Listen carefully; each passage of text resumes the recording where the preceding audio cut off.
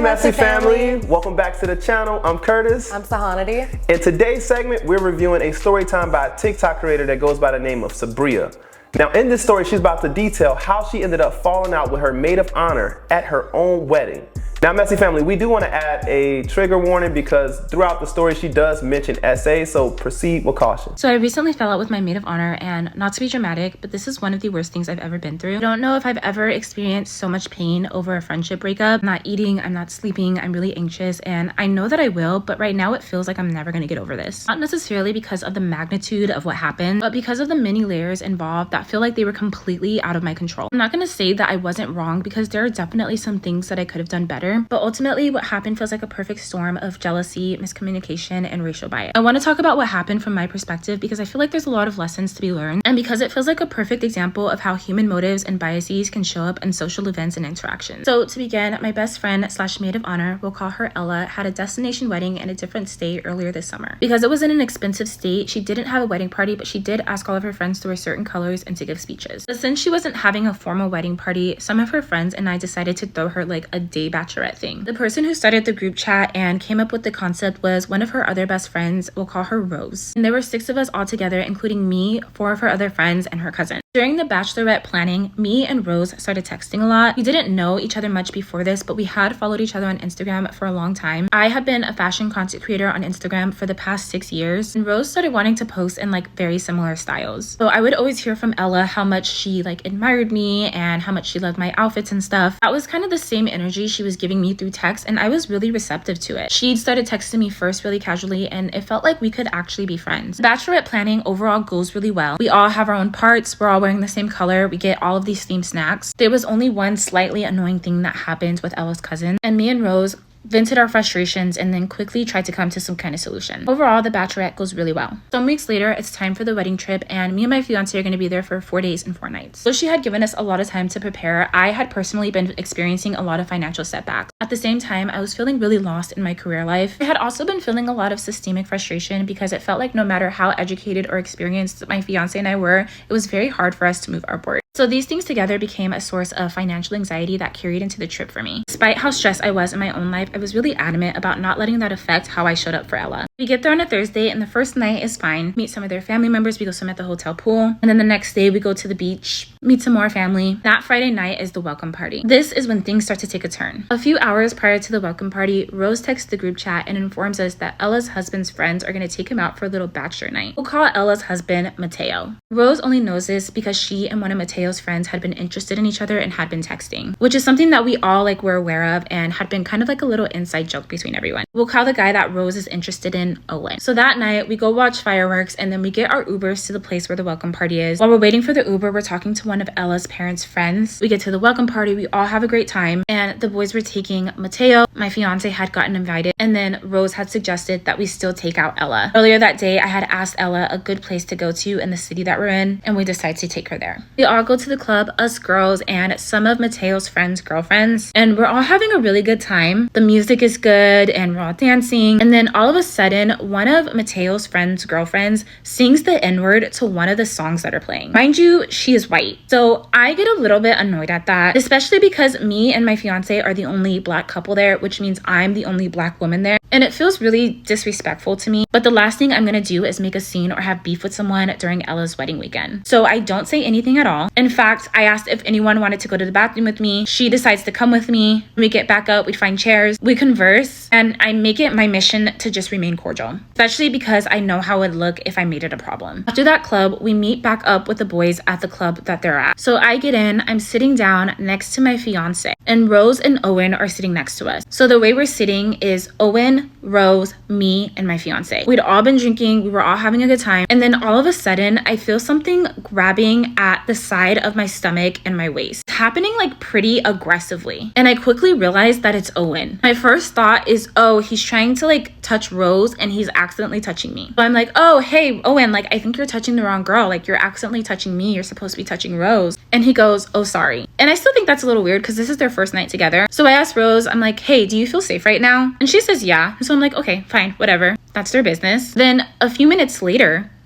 I feel him doing it again. And then I just see the same thing. I'm like, hey, Owen, like, I think you're touching the wrong girl again. Like, hey. And then he just says sorry again. And I truly didn't think anything of it until the next morning. And it dawned on me that not only was that really uncomfortable for me, but it also felt like maybe it was purposeful. I also felt like that felt pretty violating and maybe even a little bit manipulative, because I felt like that's kind of how predators work, right? Like, they do things in a way that feels plausibly deniable. Regardless of me feeling like this, I decide not to tell my fiance or to not tell anyone, because the last thing I need again is for anyone to make a scene during Ella's wedding weekend. I'm still kind of bothered by like the power dynamics of it all. I'm kind of feeling like he only did that because he knew I wouldn't be able to say anything, but I decided to try to let it go. I also felt like it could be a misunderstanding, and I had no real way of knowing what his intentions were. That same morning, my sister calls me and she's screaming, crying, and she tells me that her boyfriend of many years has just passed away in a motorcycle accident. As I'm sure you can imagine, this was extremely distressing, the tragedy itself, and also witnessing my sister's excruciating pain. So this I do tell Ella because we were having a beach day and I just wanted to let her know why I would be a little bit late. After I console my sister for a while, we decide to go to the beach. At one moment, I'm talking to Gigi and another one of Ella's friends, we'll call her Holly. They're with their boyfriends, they're trying to decide on dinner plans, and they do invite us. I politely decline only because it had been such a long day, and I also didn't want to be like an imposition. Like, I thought they were just being nice. While they're talking about getting ready, they talk a little bit about their hair. They both have curly hair. And since I was having a bit of a financial crisis, I decided to wear my natural hair for the first time. In fact, I had spent the last 3 weeks trying to perfect my hair and learn how to style it. So I get really excited about some of the things that they're saying. I'm like, oh my gosh, like, I'm learning how to do my hair and I know how to do that too. From across the way, the lady that we were talking to the night before,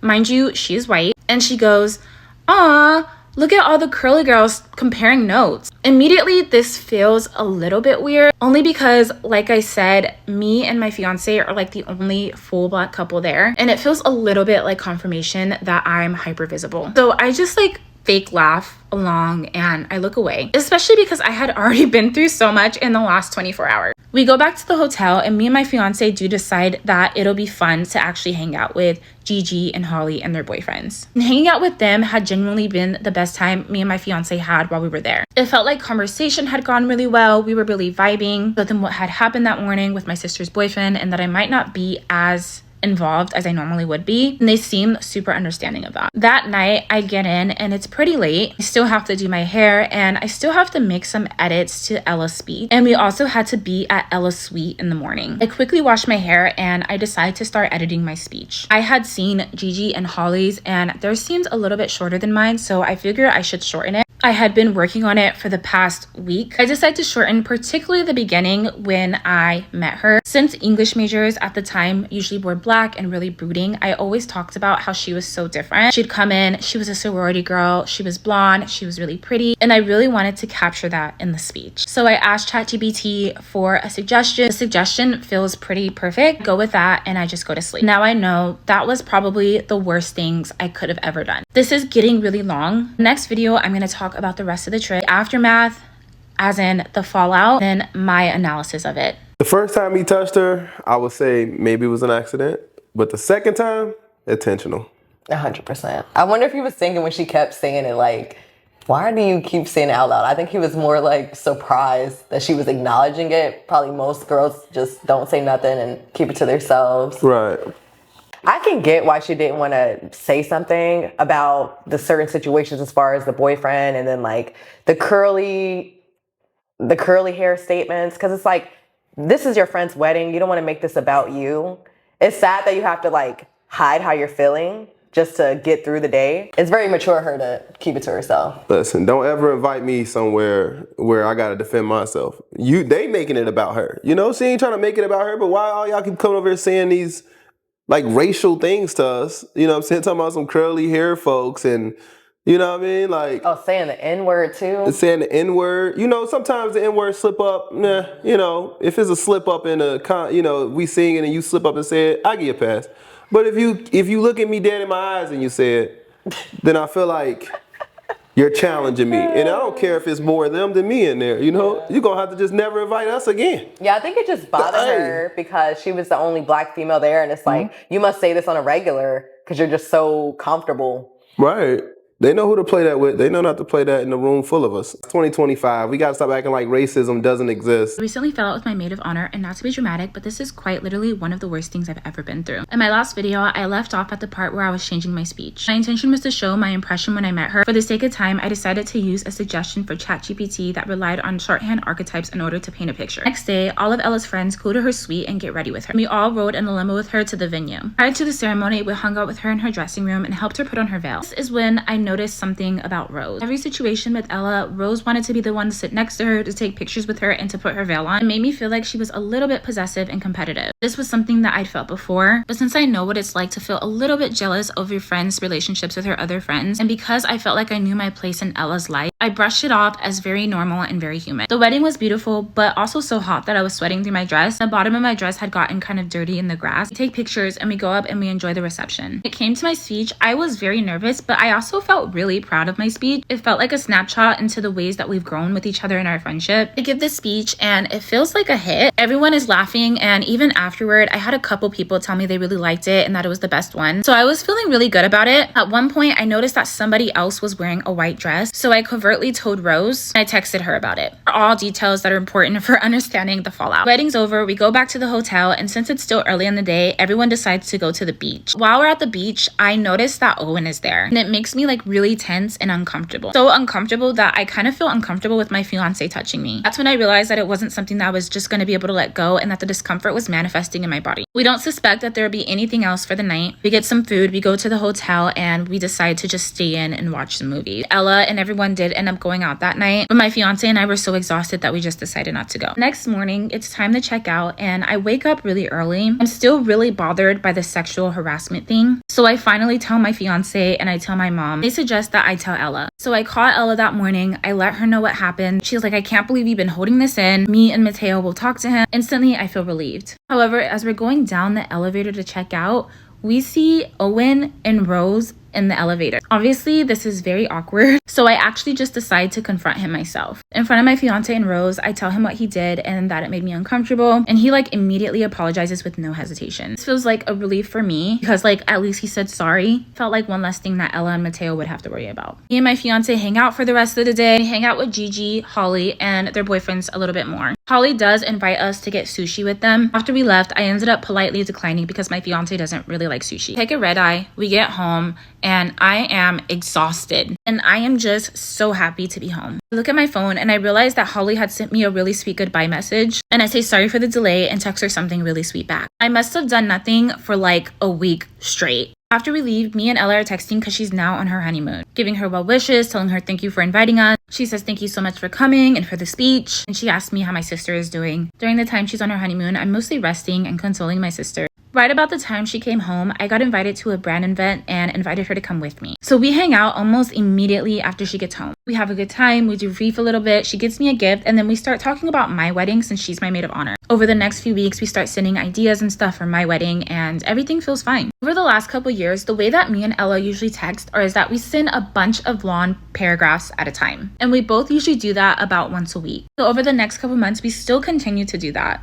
However, at some point, I can't explain it, but it felt like the energy of her text messages were different. Like at first we'd started planning my bachelorette, and then suddenly she wasn't talking about it as much. She wasn't really asking me anything about the wedding. She was still texting like normal. It made me feel like something was wrong is that I had posted my engagement photos, and then the next day she posted her wedding photos, but she hadn't really interacted with my engagement photos. And that felt kind of weird because anytime Ella gets on social media, which is kind of rare, she goes on to my page and she always likes and comments on all of my stuff. Something I also noticed was that Rose wasn't interacting with me as much as well. Prior to the wedding, she was always liking my stuff. We were always commenting on each other's stuff, liking each other's stories. But I felt weird because we hadn't really talked in the last 2 months, especially because during bachelorette planning and before the wedding, we were actually sharing aspects of our lives. And I just kind of chalked that up to maybe I'm not as cool or as admirable as she thought I was, and that's okay. During my last text exchange with Ella, I'm just like, hey, like we should FaceTime soon because we hadn't really talked about like wedding stuff. And a couple days later, she texts me and she says, just plainly like, hey, do you have time for a conversation today? I call her immediately, and this is where things go downhill. About a month ago, I fell out with my maid of honor, and not to be dramatic, but this feels like one of the worst things I've ever been through. And I think it's because it feels like there's no clear-cut right or wrong. Just a bunch of miscommunications, mistakes, and perhaps some bias. Before I continue with the story, there are a couple things that I want to clear up. The first is the idea that the wedding was predominantly white. My former best friend is a white-passing woman, but not fully white, and her husband is a man of color. The wedding was mostly a mix of Hispanic, white,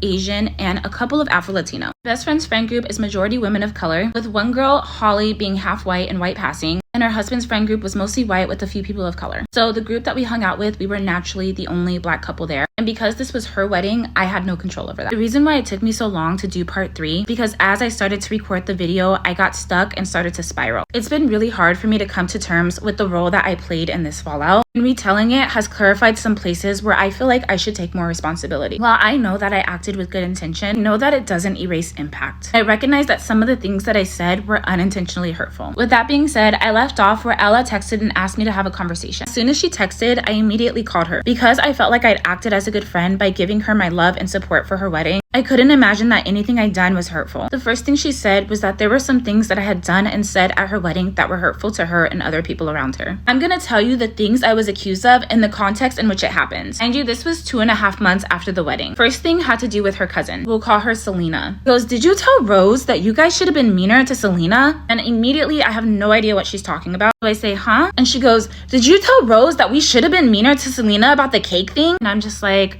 no, I don't think so. And she goes, Rose said that you said we should have been meaner to Selena and that we should just send her the $20 so that we don't have to deal with her. And immediately I feel like she's lying or misrepresenting what I said. So thinking out loud, I'm like, I knew it. I knew Rose was possessive. And so she's just basically screaming at me like, this is what Rose said. Either she's lying or you're lying. So because the Bachelorette had been 3.5 months ago at this point, I didn't remember anything that I said. So I start frantically looking, trying to find these messages from 3 months ago, and I find a portion of them and I read them to her. So the background context on the cake is that during the Bachelorette, we had all agreed on getting one of those $25 heart cakes from either Walmart or Albertsons. The idea was that we were going to get it made in her favorite color and then add some DIY decorations before the Bachelorette. Selena decides to contact a bakery and asks us to send her some inspo. She gets a quote for $141, which is about $20 for each of us, and asks us if we're okay with it. When it comes to stuff like this, I'm very much someone that goes with the flow. Even if I have an opinion, I'll usually just go along with what everyone else says. If everyone wanted to pay the $20, I would have scraped up the $20. However, at this point, we're already paying for our outfits,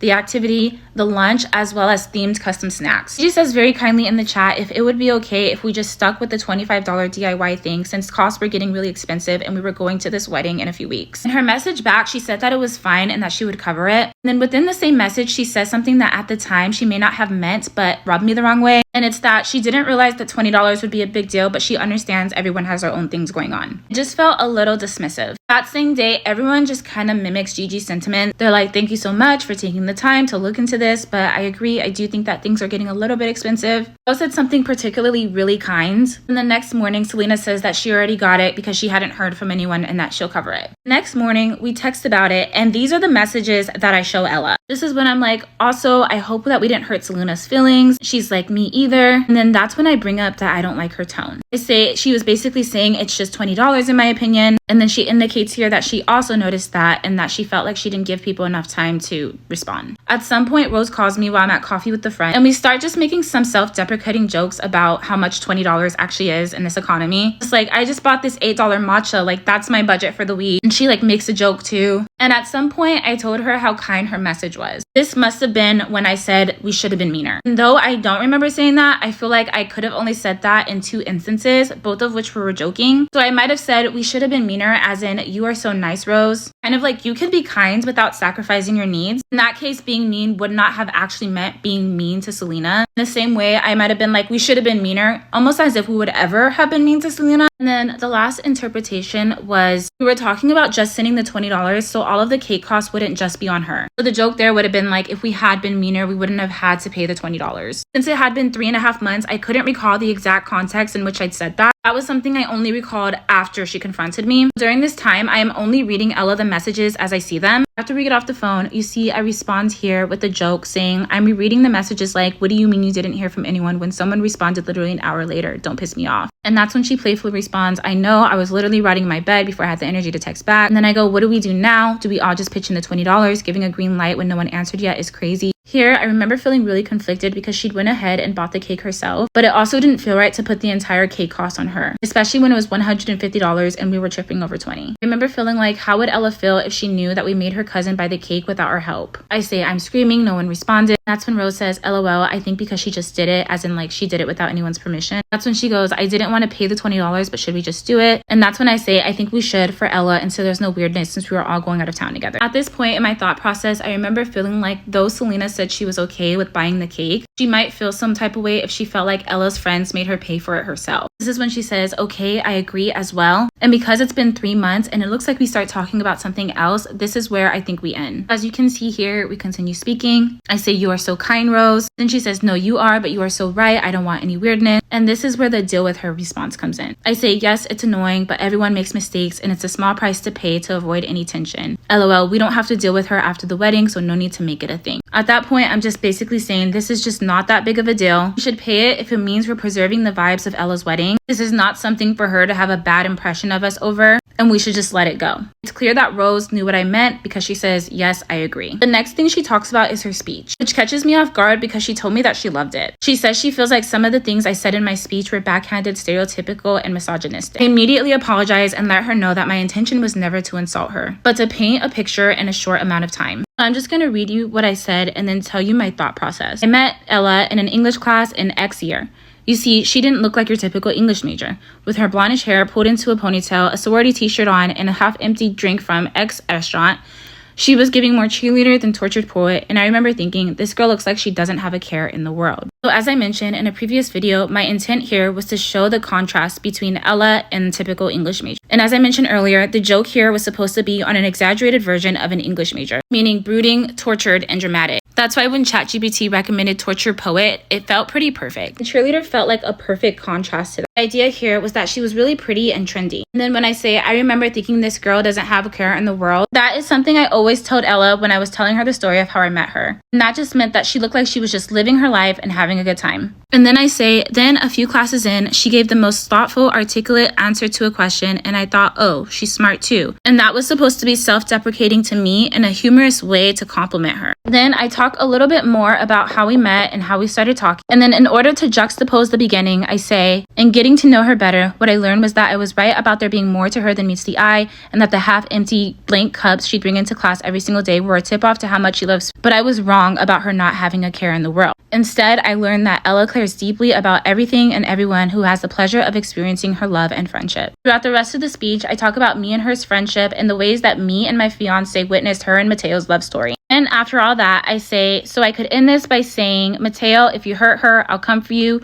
but it brings me so much joy to know that there's no way that would ever happen. Ella says she doesn't like this either, meaning that she didn't like the hypothetical threat, which I'd personally gotten from a maid of honor speech, and that she wanted to feel like I had both of their backs, like as a unit, despite having given well wishes to their life together. My speech was never meant to insult her, but instead be a testament to her depth and complexity. The implication was that she had elements of both a cheerleader and a tortured poet, that she was pretty and smart, and subverts dominant stereotypes. She felt like I was trying to allude to her whiteness because of the ways I'm always critiquing whiteness, but I had made a conscious decision to not do that. Another aspect of that is that earlier in the speech, I was alluding to both of us being not typical English majors, but decided to focus it on her. As you can tell, I really regret shortening it that night, especially because what I had been through had likely clouded my judgment, and I regret that what was meant to be loving and personal didn't come out as intended. There are 3 more things that she accused me of, so I'm going to talk about that in the next part, as well as how we ended up not being friends anymore. I kind of feel like they don't want to be her friend. They just looking for a nice way to let her go. Because if you really like somebody and you really cool and you close with someone, you ain't gonna be bothered about stuff like that. You should know her. You should know her. You should know this is the type of humor she has, and your husband should know her. If y'all are so close and she's giving a speech, like y'all all should just know this is the way she is. I think they were just so bothered by her. They'd be so bothered by us, man. I think what happened was, so she already said that Rose is like super overprotective friend. Like we all know that one person that has a bunch of friends and you want to be that main friend. We get it. But now it's like she's turning her against her other friend. Like why are you like, this is what she said to me 3 months, this is 3 months after the wedding and you're bringing it up now, but no, you shouldn't be friends with her. Like, this is what she said, not even saying that she was going back and forth with her too, agreeing with her. It seems a little bit sketchy, like she planned this. Let's talk about this girl, her cousin, in these messages, so now it looks like you're the bad guy. Right. Brian even said, I loved your speech. And after hearing the speech though, I'm kind of like, that was a little bit different. And honestly, I feel like what people don't understand is that, yes, ChatGPT is a great source to ask questions and, critique your work. But ChatGPT is not going to say it the way that you want it to come out. The way it sounded like she just got it off the internet. So like she don't like her friend if she had to go to ChatGPT. Yeah, she should have just stuck with her speech. But hearing her other friend's speech, she was like, oh, wow, like, I should change my stuff. But if your stuff is already so perfect and you worked on it, why would you change it? Only reason why she's starting all this stuff is because she came out and told her that her man was like feeling on her. She just ended up getting mad about it. How she came home and started realizing like maybe that was a SA, like he SA'd me. I feel like they was all in the moment like, oh, we so sorry, he's so sorry. And then went home and started to think about it more and really got upset with it at the fact that she called him out about it.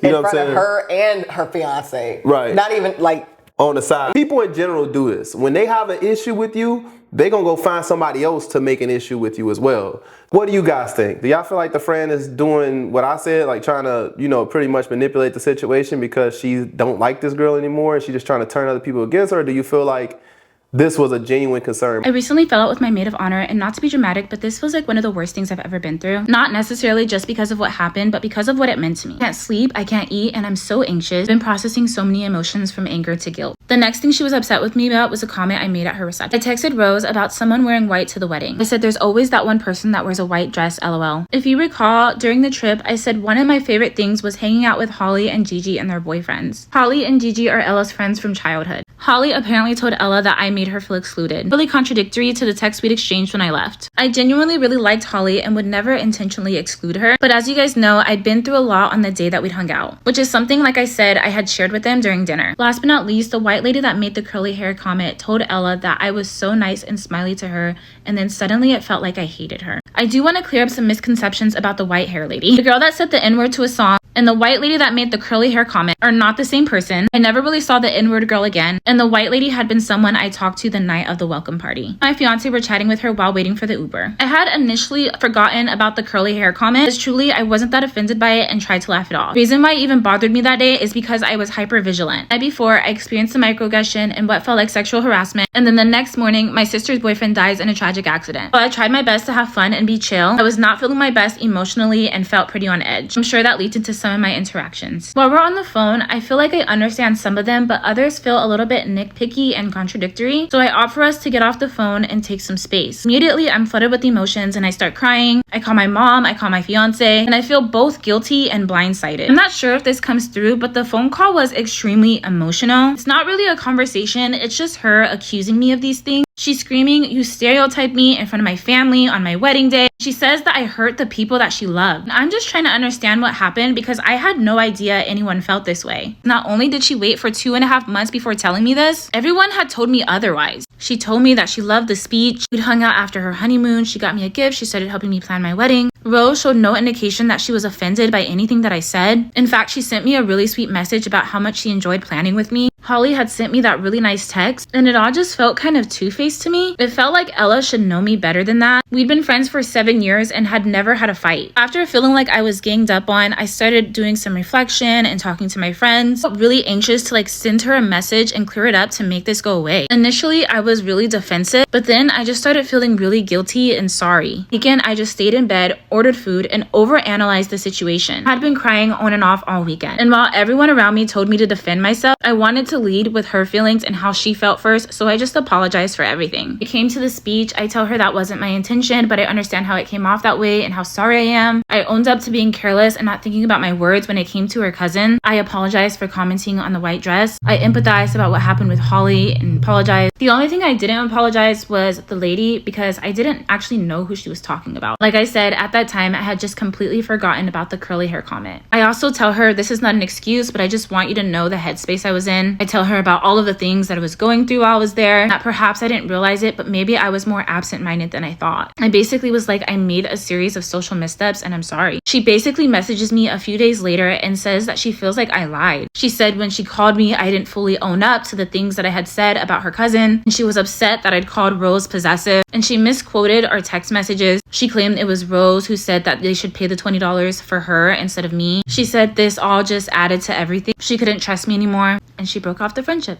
When she said that, I lashed out a bit because I felt so silenced and misrepresented, and it made me feel like apologizing right away was the wrong move. And I felt really betrayed because she'd believed a secondhand narrative of me. And I go back and forth about this, but I kind of feel like that's what some of her friends wanted. For 2.5 months, she built a case about me behind my back, and I had no control over the narrative that was happening, which means I didn't even really have a chance to defend myself. A part of me felt like maybe it was purposeful. Maybe she didn't want to be friends anymore and she just needed an out. Maybe she was upset that I accused Mateo's best friend of sexual harassment. At first, I felt really numb, and then I just got really sad. The next week, I was so sad that I skipped a day of work. Some days I feel guilt. Some days I feel rage. My biggest fear has always been that everyone hates me, so everyone turning against me really took a toll on me as well. I've never been in a situation where I felt so wrong in ways that I just wasn't even aware of. It's making me doubt myself and my ability to be self-aware. I have never been so anxious in my life, realizing and beating myself up about this constantly. Like I could have never saw this coming. Everyone around me knows that I adored Ella. I always said this, and I even said this in my speech, that I believed that she deserved everything good that life has to offer. Her and Mateo were some of mine and my fiance's best friends. And this is just not what I envisioned for our friendship. Trying to process this, practicing self-forgiveness, hold space for any pain that I caused. I remember that I tried my best and had good intentions. And remember that I wasn't perfect, and that's okay. I sent an email to her and Mateo that I somewhat regret, just expressing anger at essentially feeling stonewall. I feel like I have so much more to say about this, but I'll do analyses in other videos. Those are not her friends.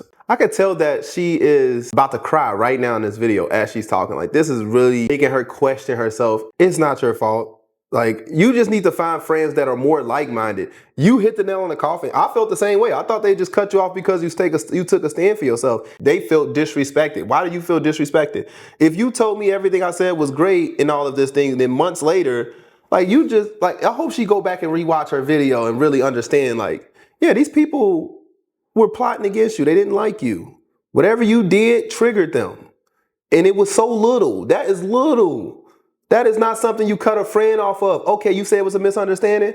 Grown people who want to be your friend, we understand, we forgive you. You didn't hurt nobody. If they feelings was hurt, she called you curly hair. You know what I'm saying? And then the other girl said the N-word. Forget your feelings. That's what they said.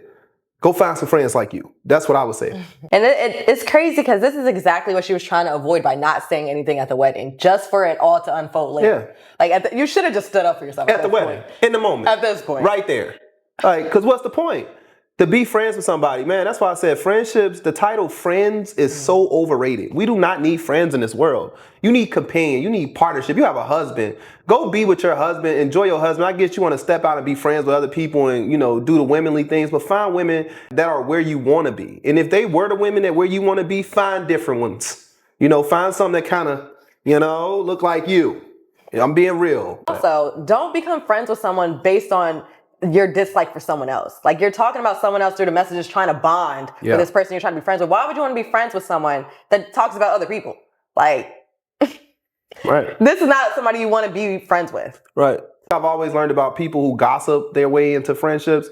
When they're not talking to you, they're talking about you. All right. So understand that you're going to be the story time when you leave. I fell out with my maid of honor about a month ago, and not to be dramatic, but this feels like one of the worst things I've had to go through. I've never felt so much grief over losing a friend. For the last month, I haven't been able to eat or sleep. I've been sick to my stomach with guilt and anxiety. I think it's because it was about misunderstandings and miscommunication, with our lived human experiences at the forefront of our reaction. While my intentions were good, I can acknowledge the impact of my words and actions. And ultimately, I feel like things could have been handled better on both sides. When I came to Ella's speech, my intention was to show a process of discovery rooted in love and a celebration of her complexity. The beginning was meant to be lighthearted and humorous, but I chose to change it last minute minute for the sake of time, and the shorthand archetypes I used ended up diluting its meaning. That was my fault. My intention was to show that she was both smart and pretty and to subvert dominant stereotypes, but to her it was a hurtful reminder of insulting stereotypes that have been used to put her in a box. Even though I know I meant well, it was supposed to be a day of celebration, and I understand how it hurt her. What matters most is how she felt. Additionally, when it came to the text about her cousin, I thought I was being pragmatic in a frustrating situation. However, looking back at the things that I said and the jokes that I made, I understand how it was blunt, critical, and unnecessary to the context. So I do feel like Rose understood my intent and misrepresented what I said. It's valid for Ella to be hurt at the implication and to feel protective over her family. It doesn't change the fact that I still felt nitpicked and over-scrutinized, especially when it came to the dress comment and Holly. Many have mentioned, I also do feel like the situation was influenced by race. Not in the sense that I felt like everyone was consciously racist, but that it impacted both my interactions and how I was perceived. For example, my slight irritation with the lady that made the curly hair comment were influenced by the microaggressions and the challenges I experienced that morning and the night before. And her reaction being as big as me hating her, despite trying my best to be polite while uncomfortable, feels like an exaggeration filtered by her perception and personal bias. When it came to the girl who sang the N-word and the sexual harassment, it wasn't just about their action, which I could have let go and initially did, but the power dynamics of why they felt their actions were okay. This is an example of intersectional oppression because as a Black woman, I experienced both racism and sexism, both of which I experienced that night. With me being the only Black woman there, their actions were not only disrespectful, but made me feel powerless and isolated. And whether this was consciously done or not, I felt forced to stay silent and sit with discomfort for the sake of Ella's wedding, or how complaining would make me look, and to avoid the potential backlash and consequences that could occur from making those accusations. On top of that, I know that there were other people of color at the wedding, but let's not pretend like we don't know how pervasive anti-Blackness, especially toward Black Americans, is in other communities, or that Black women aren't hyper-scrutinized or generally seen as more aggressive. But unfortunately, hypervigilance or awareness to perceived threats is a natural response to my lived experience, especially after it feels like my safety has been violated. I've also received criticism for using ChatGPT for my speech, and I want to be clear that this was only used to shorten my initial description, not to write my entire speech. I replaced the full descriptions that could have made my intent clearer with shorthand archetypes it generated. Though I've tried reducing any AI usage due to ethical concerns, I think it's a great collaborative tool for generating words or phrases that help you capture what you want to say. I think it's possible to do that without relying on it entirely, and I have typically relied on my knowledge and education in order to do so effectively. My decision to use the recommended archetypes are not about ChatGPT, but about my judgment at the time. Like I said before, it felt like a good contrast to replace the descriptions, but I hadn't thought through their cultural implications. Obviously, that backfired on me. Right now, I'm struggling with a lot of regret and have spent the last month really beating myself up about this. And at the same time, I've been struggling a lot with feeling anger and rejection. And I think ultimately that's why I wanted to tell this story, because I feel like it is deeply human. I think it's a reminder that you can have the best intentions and still fail to convey them if you're not careful. That sometimes you can do your best and still be misunderstood. It doesn't make me any less worthy, it just makes me a human that makes mistakes. And though I lashed out at feeling misrepresented, I choose to extend that same humanity to Ella. As someone who has always prided myself on being a good friend, I've learned that assuming you'll always be perfect means holding yourself to impossible standards. Worse things have been done than accidentally embarrassing your best friend in a well-intentioned speech, or making social missteps, or choosing the narrative of secondhand accounts over your lived experience with someone you love. So now I'm working on self-forgiveness and finding a way to move forward. I want to say thank you for all of your kind words of empathy and encouragement, all the comments and messages that have let me know I'm not alone. Processing this and talking about it has allowed me to get out of a negative loop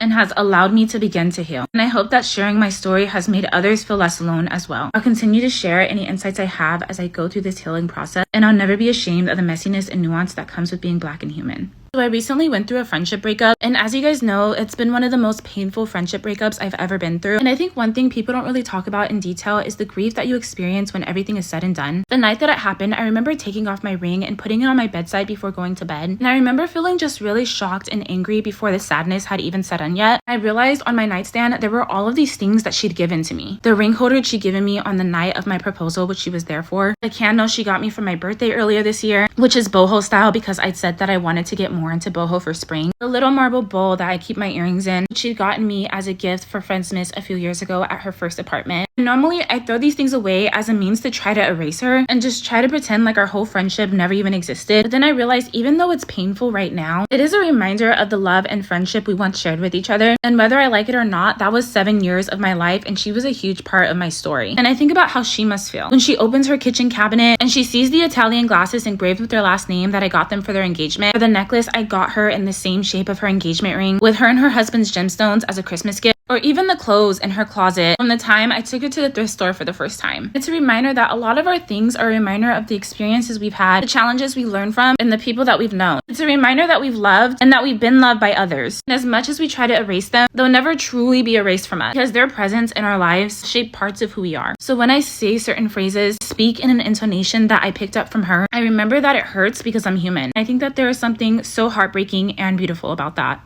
I'm deleting everything. And speaking for a person who has been through this, like who has cut off all their friends because of like, you know, just fake and not wanting to be a part of that type of, just not choosing the right people in the beginning. You know, a lot of our friendships came from high school and elementary. And it's like, as you get older, you start to realize our purposes don't align, you know. My friends may like going out, you know, partying and clubbing and being distracted by things. And me personally, I was just more goal driven. You're sitting here thinking that she's having the same feelings towards you that you having towards her, but you don't realize that she's the one who cut you off.